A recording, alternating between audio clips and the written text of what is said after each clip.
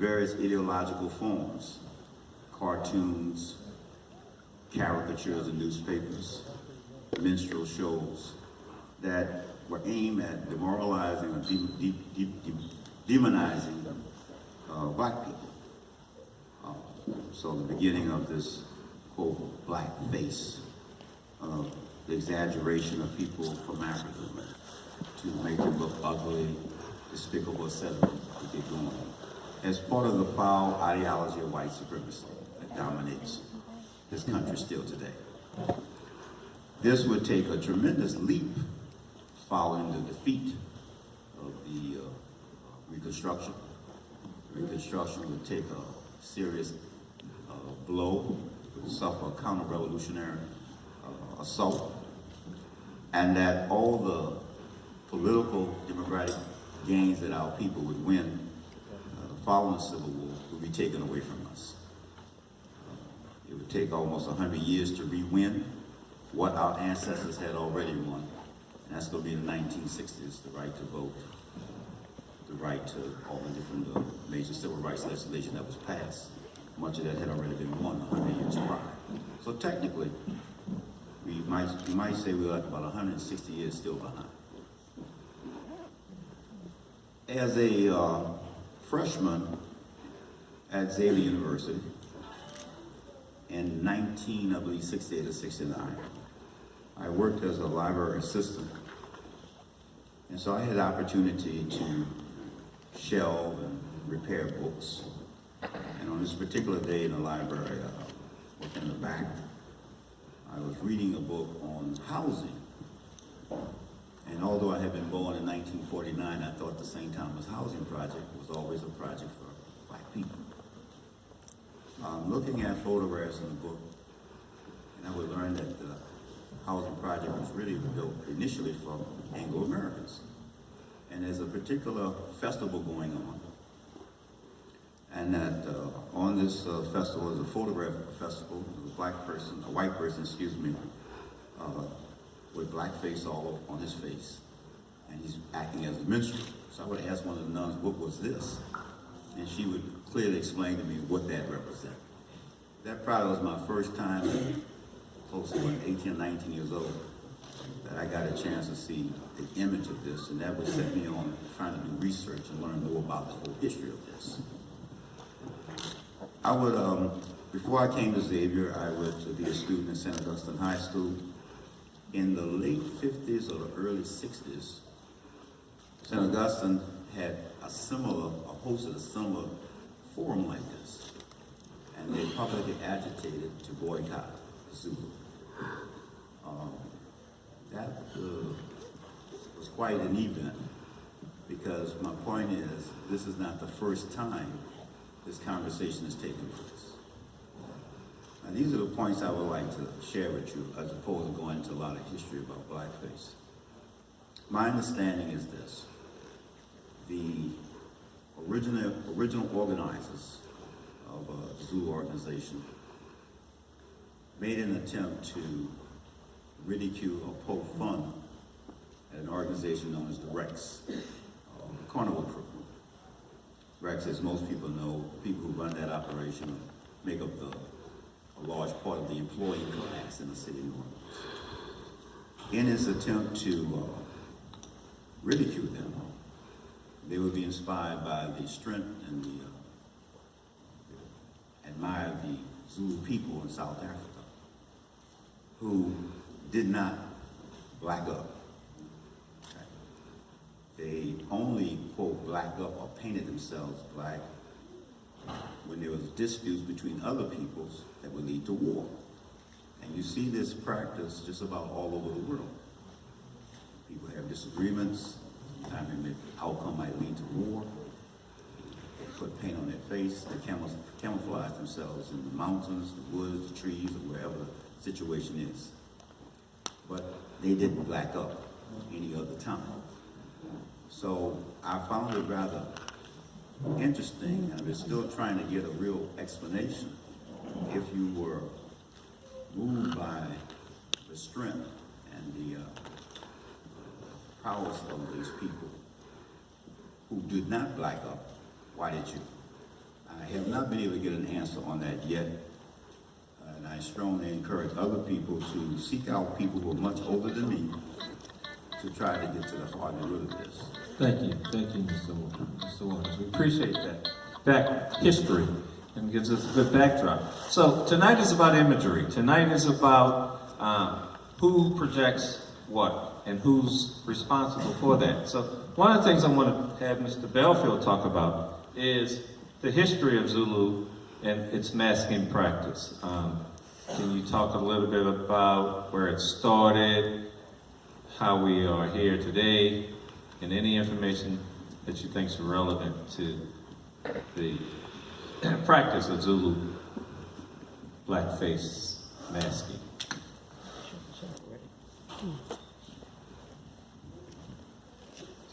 Good evening, everybody. I apologize for my voice a little bit. Bring it to the mic. What it's going to be about, man? I want to hear what you're going to say. Yes, sir. In early 1900s, a group of men organized themselves into an organization, and they went and they saw a play. And as a result of that play, they decided to change their name to what we call Zulu. Now, the Zulu Social Aid and Pleasure Club incorporated since 1916. During that time, early 1900s, blacks could not participate in Mardi Gras in the traditional sense that we do today. I was born and raised in a family that participated. My mother was a seamstress for Produce Parade for 57 years. She died last year. I was raised in the family of Mardi Gras, but I couldn't join that organization when I became of age. And so those guys back then couldn't join those organizations and participate in Mardi Gras as we know it. And so they formed their own group. And we get to the masking part. Back then, blacks weren't allowed to mask. Couldn't even wear masks. The mask that traditionally was worn by the other organizations, we couldn't afford it. Couldn't afford to buy the masks. And so they came about this disguise, this masking that we use today, that some people refer to as blackface. And initially it was done, our masking and our parading was done to spoof and have fun and ridicule the other organizations that we couldn't belong to. For years, Zulu couldn't even ride on the traditional parade routes that most of the organizations parade on. We would go anywhere. Back then, the king would get sponsorships from different ballrooms, and the promise was that he would bring the parade by that ballroom. And so you never knew where the Zulu parade was going because the king would get to the corner and tell them, turn here and turn there. And so we never had a specific route until finally in the late 60s we were given the right to parade along the parade route that we have now, with the caveat that we get out early and we get out everybody's way. That's why we start so early, because we got to get out of Rex's way. Still. But we've gotten to be so popular now, they want to swap time with us. They want to come at 8, they want us to come later. When I was president of the organization, I could talk to Rex's organization about anything except the starting time of the Zulu parade. I was prohibited from talking about that. But the masking that we do back then was done as a spoof to the white community. It was never designed to be something that was detrimental or a spoof to black folks. We don't wear red lipstick on our lips. We never did. It was never part of our makeup to put red lipstick on our lips. Our official masking requires a blackened face with a white around your mouth, and at least one of your eyes has to be white. No red lipstick, no protruding lips, or anything like that that is synonymous with what we see in the on the minstrel side. And we are not out there making fun of any black folks. We're out there having fun one day out the year in a costume design that dates back to the early 1900s that we adopted. Yes, we have members in the organization of all races, one of the few Mardi Gras organizations that does not discriminate on the basis of race. We're all male organization. We don't have any women that make up the official Zulu. And again, I'm not speaking for Zulu. I'm speaking about my experiences in Zulu. We don't have women in the organization. We have all men. But we don't discriminate on the basis of race. We have men of all races in the Zulu organization, predominantly African American. And we've had some pretty significant individuals in terms of their job titles to ride in the Zulu parade with us over the years. Most of you would be shocked if you knew the names of individuals that have ridden with us.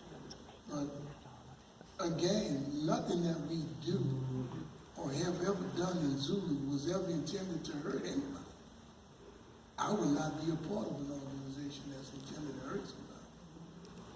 I think our record speaks for itself.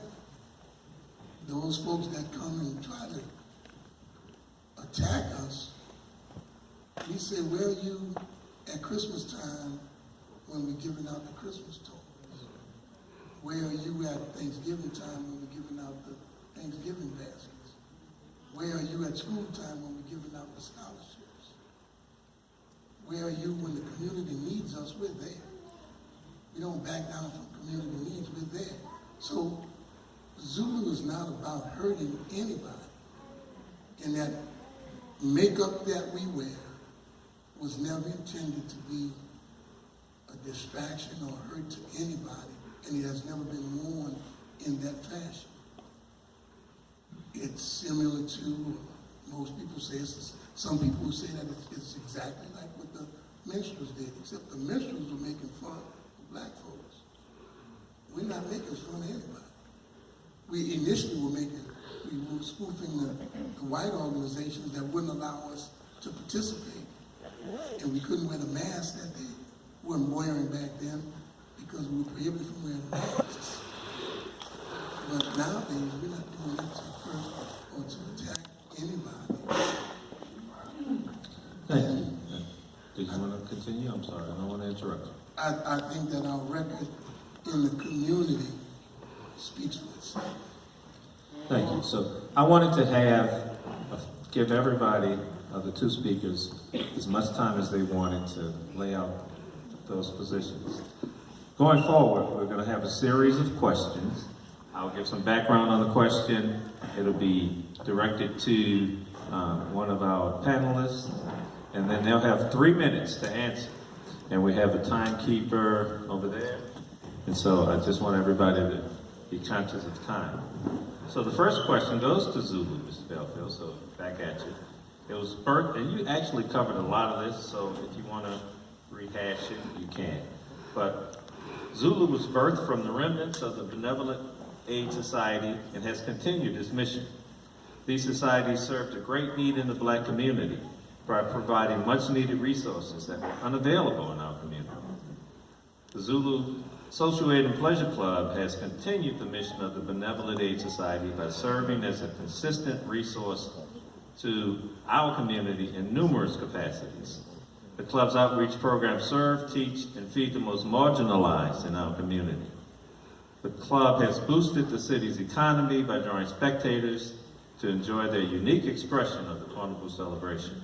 So the question is, we're asking you to explain the historic and economic importance and current relevance of the Zulu Club to the city of New Orleans?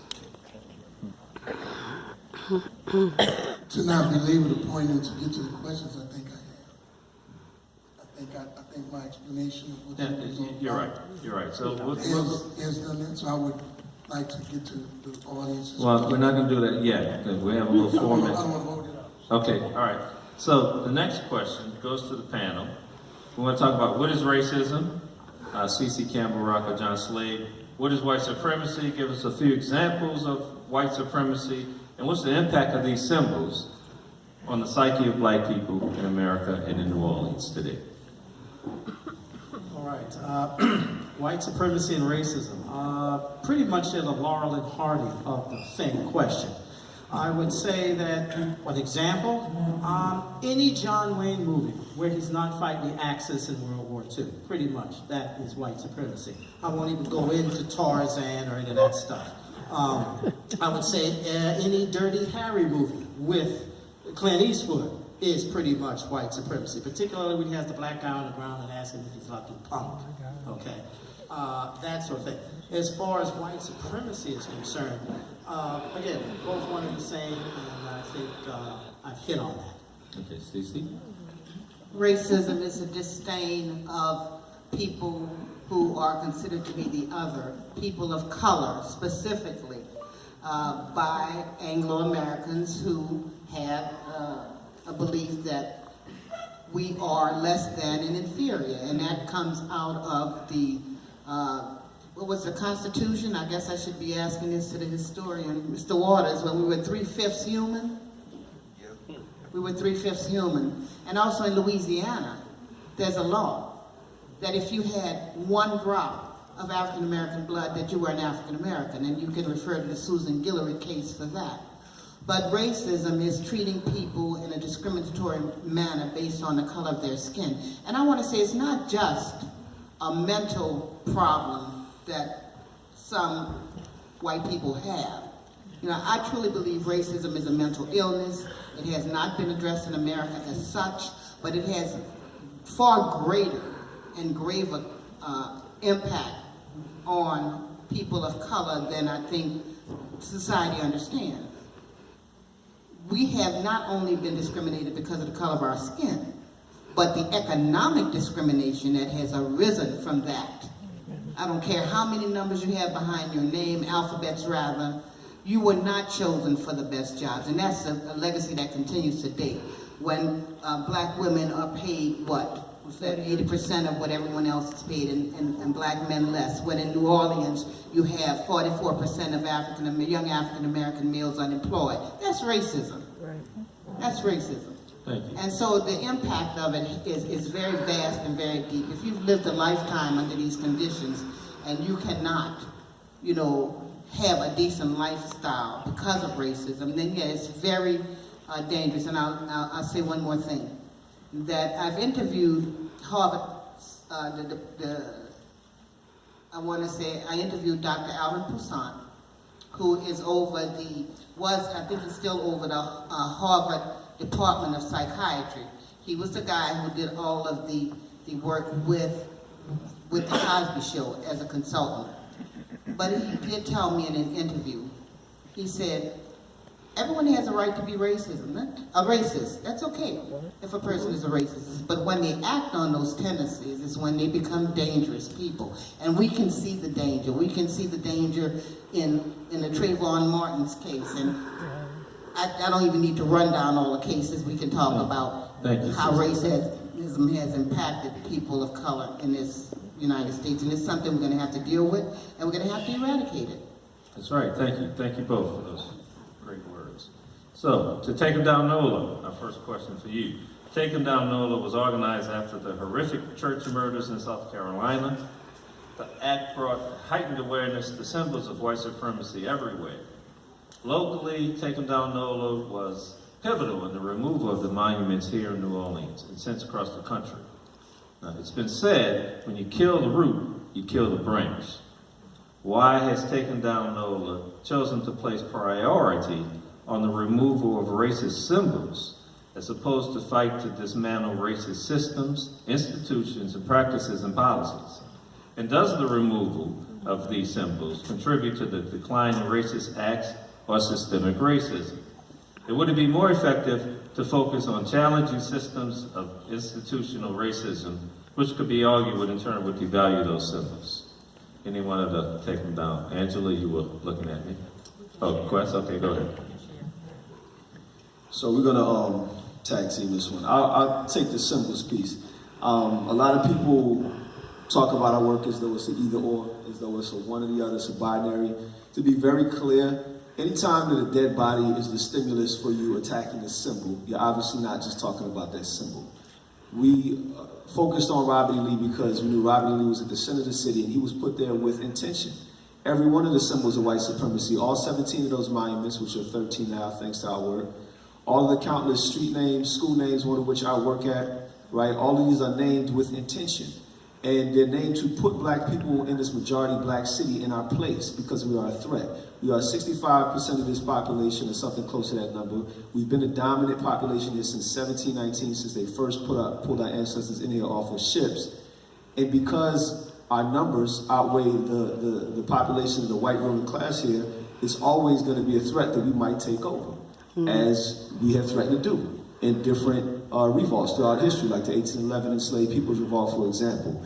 Every time that we identify their system for what it is and show that we understand the heart of oppression for what it is, we show that we understand the ideology or the thought system, the belief system, the religion that is white supremacy for what it is. And if you can connect to that heart, then every other vein inside of the body can be deconstructed.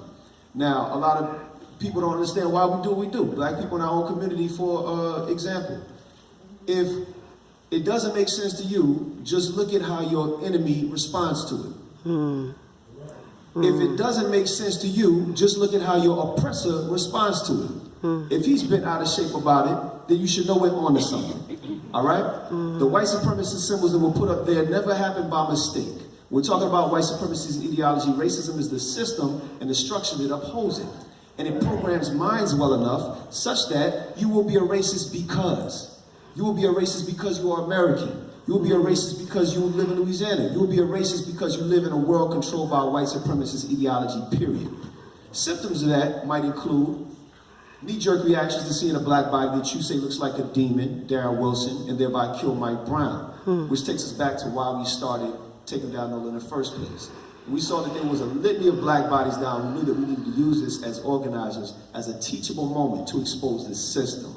It's not just about the fact that we're dying, it's about why we're dying, right? And it's not just about the fact that that's a symptom, that is the exclamation point in a long-running life sentence of oppression against black bodies. If you need other examples, you can look at the line of demarcation between North Broad. On one side, you got more black people. The life expectancy is 25 years less. If you want to look at black businesses in the city, you're going to see that white men get way more business contracts disproportionately than black men or black women, and on and on and on. From the pay scale of black women, which is the biggest gap between black women to white men in the country right here. So that's the symbols, and that's some of the systems. But our work does not stop with just analyzing symbols and even the system. We also act against the system. I'm going to let Angela speak to some of that.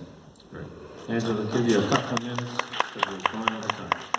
Just very quickly, just anchoring ourselves in the purpose.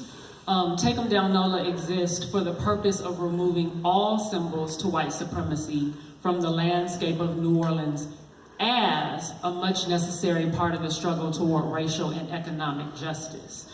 We understand that this all did not happen overnight, and it's not going to change overnight.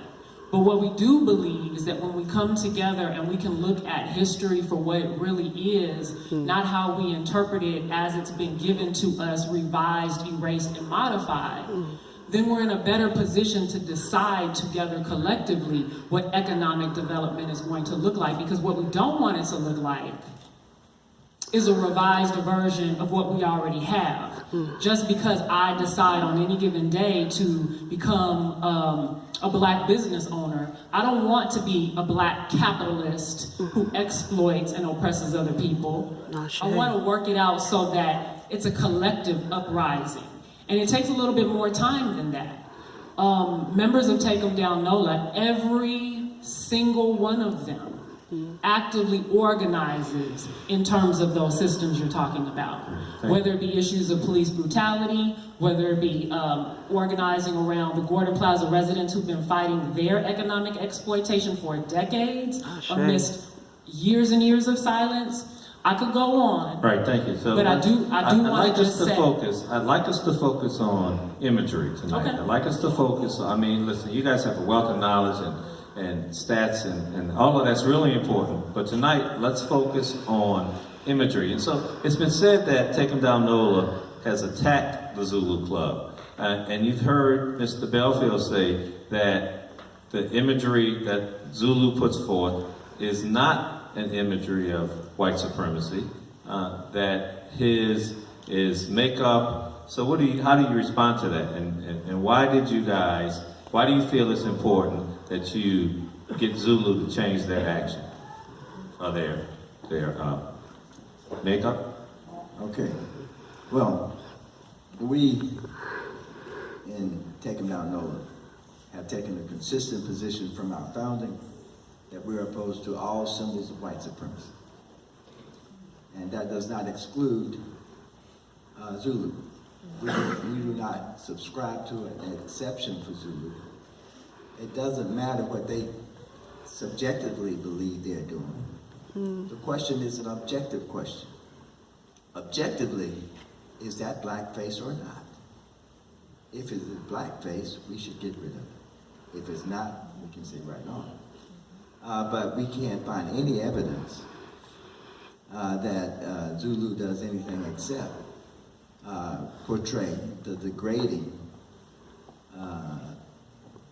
of black people by the blackface movement. Mr. Super, let me ask you this question. I'm sorry to interrupt you. Yes. But can a black man wear blackface and be, as you described, insulting to black people? Yes, my brother. We unfortunately, many of us have been brainwashed enough to misrepresent our people, right?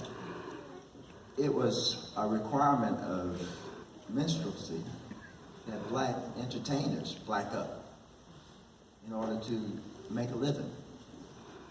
And we, and I think collectively, except in New Orleans, the black community has said once and for all that we do not support blackface.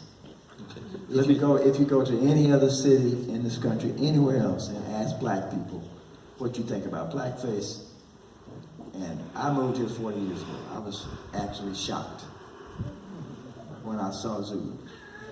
I had heard so much about Zulu, but then when I see them wearing those grass skirts, those nappy wigs, and I say, well, what is this but a minstrel show? And the proof is that Rex recognizes that Zulu is a minstrel show, and it's the minstrel show before their parade. And that's why they funded Zulu when they were down to 19 members. They went and met with Shep Morrison, the mayor, and the mayor said, Zulu would be good for business. And if you will blacken up, we will pay for your parade. And so the question to me for Zulu members that they have to face is, are you selling your birthright for a mess of pottage? Well, Mr. Suba, you just stole my next question. So let me ask Mr. Bell. Zulu has been masking since 1909. And whether the decision stemmed from its members' inability to afford traditional masking material, or as a way for Zulu members to thumb their noses at white supremacy through satire, or even pay homage to the actual Zulu nation. Clearly, the decision to mask in black paint can be appreciated as a reality of that time. However, 100 years later, is it still appropriate or necessary in 2019? No. That's for Mr. Belfield.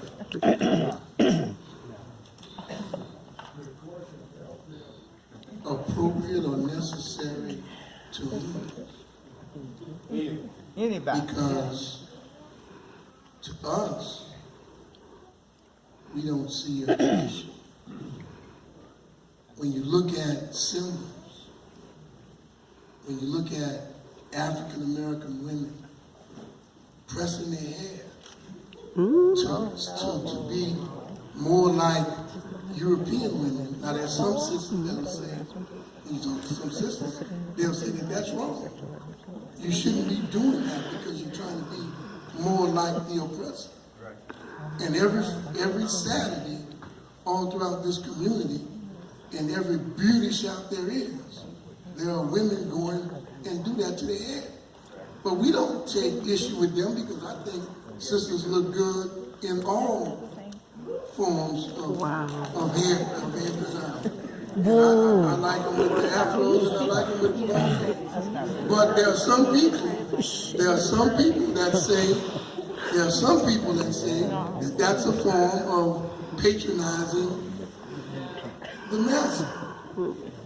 I don't believe in that, but there's some people that do. Just like there's some people that believe that our continuing to wear blackface is a problem. But to a lot of people, it's not. We saw on the daily